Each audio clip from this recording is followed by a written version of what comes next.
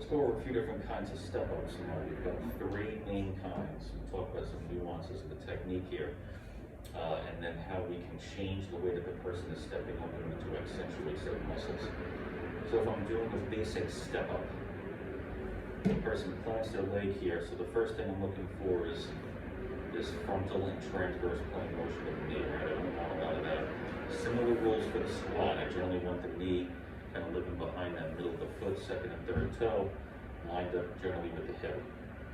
So as the person steps up, their knee has to come over the front of their foot. So don't get caught up from a functional standpoint that it's bad for that to happen. So a normal step up might look something like this. I can choose a few things here. A lot of times what I'll do is I want them to step down the same way that they came up. We work on eccentric control. Right, this is not quite like a normal step down, which we'll cover a little bit more in neuromuscular reeducation. But this is your basic step up and step down as an exercise to strengthen the lower extremity. But speaking of the knee tracking over the front of the foot or not, I can modulate this. Sometimes I'll have patients say, okay, we just want to do this kind of functionally, just step up the way that you normally would. But sometimes I want to accentuate their glute.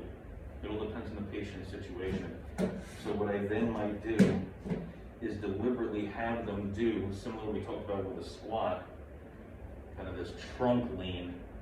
Now my knee stays more over my ankle. My trunk is in neutral spine, but my hip is now flexed more. So I plant through my heel, I get a lot of glute activation. So maybe I have them start this way and then come up. And I can even feel it, my glute is doing a lot more of this work. And I have them sit down the same way they came up. So just to contrast one more time. Normal,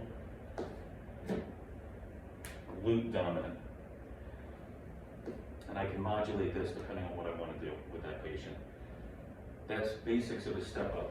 If I want to do a side step up, I can do similar kind of stuff. I can have them load this up like this. I'll do it from the side so you can see. I can have them load this like this, where my trunk is coming forward. Again, it's in neutral. I plant through the heel, I have them come up.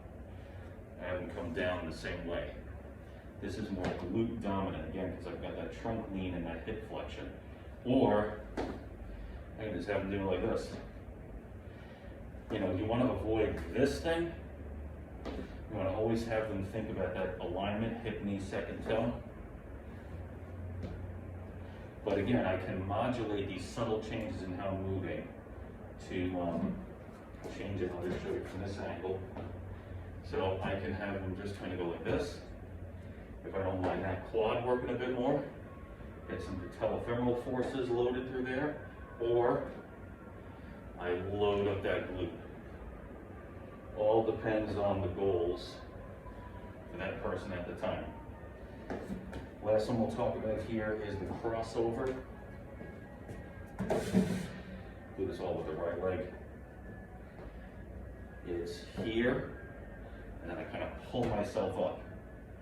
And then I go down the same way I came up. Careful of that transverse plane motion, right? You don't want them getting all twisted up.